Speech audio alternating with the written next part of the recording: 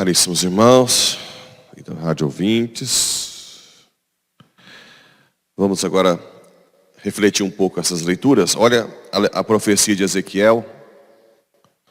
Essa profecia, ela nos dá uma luz em dois níveis, né? Lembram que o povo de Israel estava disperso pelo exílio, né? Foram invadidos, colocados nos países pagãos, e o povo sonhava em voltar para Israel. E aqui Deus está fazendo uma profecia em dois níveis. Quais são os dois níveis que eu sempre tenho que analisar na Bíblia? Continuidade e descontinuidade. O de continuidade seria como se estivesse falando que vai juntar o povo de judeu de novo lá em Israel, né? Olha só, eu mesmo vou tomar os israelitas do meio das nações para onde foram, vou recolhê-los por toda parte e reconduzi-los para a sua terra. Está bem parecendo que está só falando que vai voltar o povo para Israel. Só que tem momentos da profecia que parece que fica muito perfeito para aquele mundo, até para o nosso. Ó. Farei deles uma nação única no país, dos montes de Israel, e apenas um rei reinará sobre todos eles. Nunca mais formarão duas nações. Ué, já está fugindo um pouco da história. Nem tornarão a dividir-se em dois reinos. Não se mancharão mais com seus ídolos.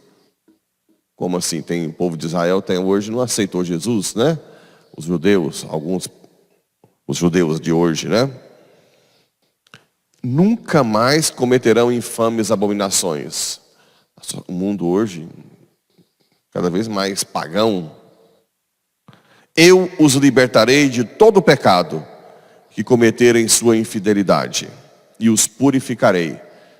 Nós estamos vivendo isso hoje, né? Deus está dando a chance de purificar. Eles serão o meu povo, e eu serei o seu Deus. Meu servo Davi reinará sobre eles. Davi já tinha morrido, e haverá para todos eles um único pastor. Tem isso só hoje? Não. Olha como é que é uma profecia.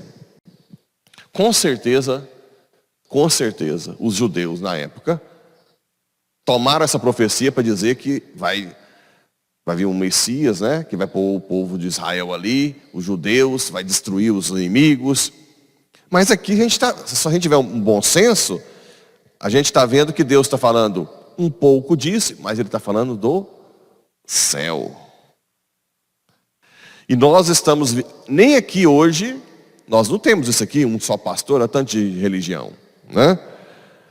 Mas esse aqui é um dos pontos que a igreja diz que nós temos que fazer o ecumenismo. Tem muita gente que é contra o ecumenismo, mas ecumenismo, ele não é ruim em si. O ruim é como fazê-lo, né, muitas vezes errado. Tem gente que acha que ecumenismo é nós rebaixarmos a nossa fé e fazer cirandinha com os outros. Isso não é ecumenismo, né? O ecumenismo, ele pode ser de três formas. É o ecumenismo exclusivista. Exclusivista é aquilo assim, na minha religião é que salva, o resto que se dane. Estou nem aí. Se eles quiserem que venham. Não é o que a igreja quer. A segunda forma de ecumenismo é o chamado pluralista, que é esse da cirandinha. Não vamos falar de Maria, não vamos pôr cruz aqui, vamos chamar aqui, vamos fazer uma oração junto, e ninguém toca nos pontos polêmicos. Né? Vamos viver. Não, também não é o correto, chama pluralista. Mas existe o ecumenismo inclusivista. Esse é o ecumenismo da igreja. Só que só pode fazer esse ecumenismo quem estuda, quem conhece a sua fé. Tem que ser muito católico para fazer. Como é que é esse ecumenismo? Eu dialogo com os outros cristãos ou com outras religiões. Aquilo que é verdade, você concorda que é verdade para mim e para ele? Então nós vamos buscando, primeiro, verdades comuns, e nós dois temos que aceitar. E aí vai chegando as divergências, e nós vamos provando que a nossa é verdade. Claro que precisa que as duas partes sejam humildes, na questão da briga. Na hora que um vê que tá perdendo, ele pode virar o jogo, virar a mesa. Ok? Mas se os dois forem honestos, vai chegar a uma das religiões que tem mais verdades dela. Concordam? Então isso é o ecumenismo. É você dialogar buscando verdade, a verdade. Que todo mundo tem que aceitar a verdade. Então nós temos que, para isso, estudar nossa fé.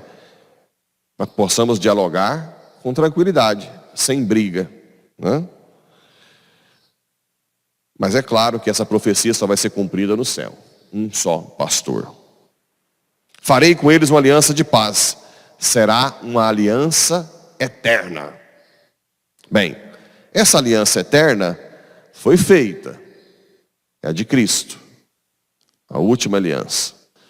Só que ela não foi ainda totalmente cumprida, realizada.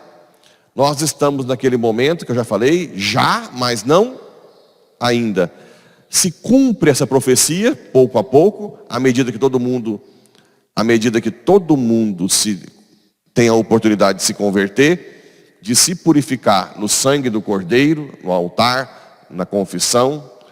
Então, é uma profecia que já existe algo que está acontecendo, mas ainda não é plena, só no céu. Eu os estabelecerei e multiplicarei no meio deles, colocarei meu santuário para sempre. Descerá a nova Jerusalém.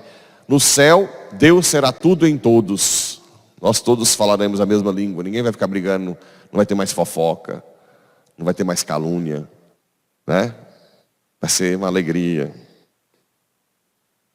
Deve ser estranho, nem uma fofoquinha, né? Zero. Será que acho que não deve nem coçar a língua lá, não. Não é? Santo Antônio, mas isso aí, não é? Nada. A gente que é pecador até fica pensando, né? Como é que vai ser sem pecado nenhum? Mas vai ser. Plenamente, todo mundo feliz. Eu serei para ele, o Deus, e eles serão o meu povo. Assim as nações saberão que eu, o Senhor, santifico Israel, por estar o meu santuário no meio deles. Olha que bonito, né? E no Evangelho nós temos esse momento, coitado de Jesus agora, a gente está passando o momento da paixão, só está sendo perseguido, né? E Caifás faz uma profecia. Cadê a profecia dele? O sumo sacerdote: vós não entendeis nada. Não percebeis que é melhor que um só morrer pelo povo do que perecer a nação inteira? A profecia de que Cristo dá a vida por todos. Esse Cristo dar a vida por todos, primeiro, ele dá um balanço no pecado de Adão. Eu ouço muita gente falando assim: padre, o que eu tenho a ver com esse Adão, meu Deus do céu? Agora eu estou sofrendo igual um condenado. E eu não tenho nada a ver com Adão, com a Eva. Agora por causa desses dois eu fico aqui ralando, levando chumbo. O que eu tenho a ver com Adão? Bem, o gênero humano estava tudo em Adão. Com o pecado, realmente ele manchou o gênero humano. Mas Santo Agostinho dizia: se Deus permitiu que por um só homem nós sofremos o pecado, então Deus vai permitir também que por um só homem nós sejamos libertos para sempre. Você poderia dizer assim: hoje tem um céu extraordinário que Deus quer nos dar. E pelos méritos de Cristo.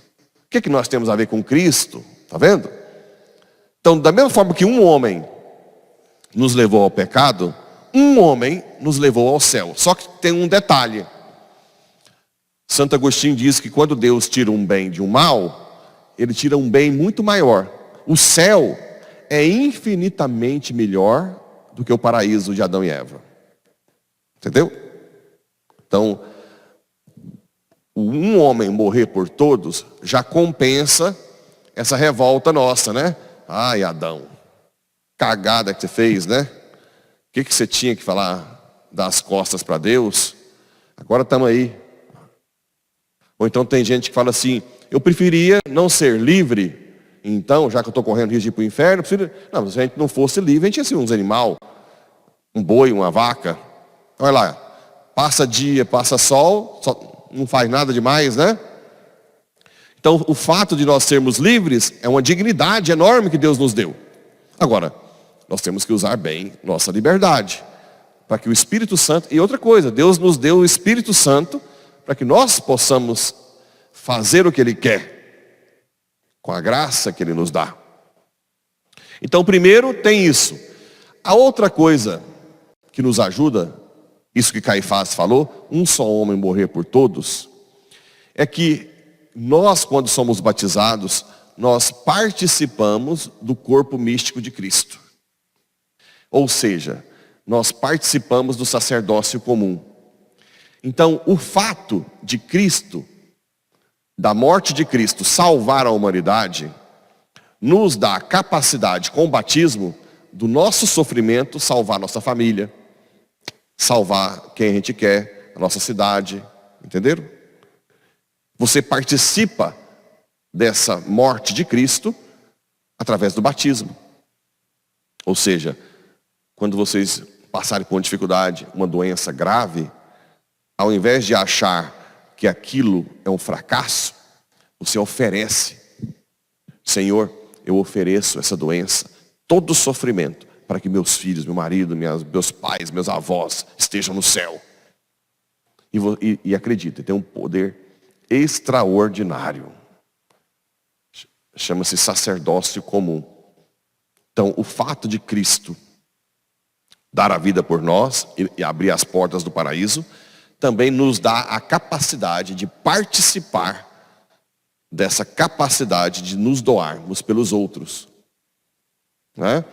De oferecer sacrifícios, penitências. Quem faz, a mãe, o pai que reza pelos filhos e faz penitência, sempre Deus vai ouvir, sempre, mesmo que demore, como Santa Mônica. Mas olha só, demorou, mas também virou um santaço.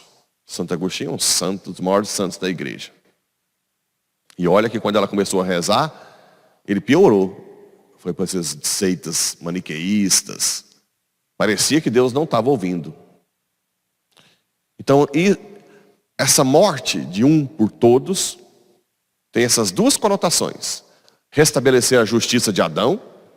Então, da mesma forma que você fica reclamando de Adão te levar ao pecado, você também tem que agradecer de Jesus nos levar para um céu enorme, maravilhoso, participar da divindade de Cristo, do Pai e de Cristo também. Mas também nos dá a capacidade de que o nosso sofrimento salve outros, participando do corpo místico de Cristo. Isso é importante. Sendo o sumo sacerdote, em função daquele ano, profetizou que Jesus iria morrer pela nação. Então vamos pedir hoje essa graça, de nós vivemos bem o sacerdócio comum, de sabermos fazer penitência, jejum, pela nossa família, pelos nossos paroquianos, familiares, pela nossa cidade, pelo nosso país, pelo mundo, pelos padres, pelo bispo, pelo papa, pelas autoridades civis, por tudo. Porque a eficácia é muito maior do que a gente imagina. Por isso que esses instrumentos do demônio querem introduzir a eutanásia. Porque a eutanásia mata a pessoa na hora de estar sofrendo. E o demônio sabe que quando alguém está sofrendo e oferece, não fica demônio nenhum perto dele. Cai tudo para o inferno.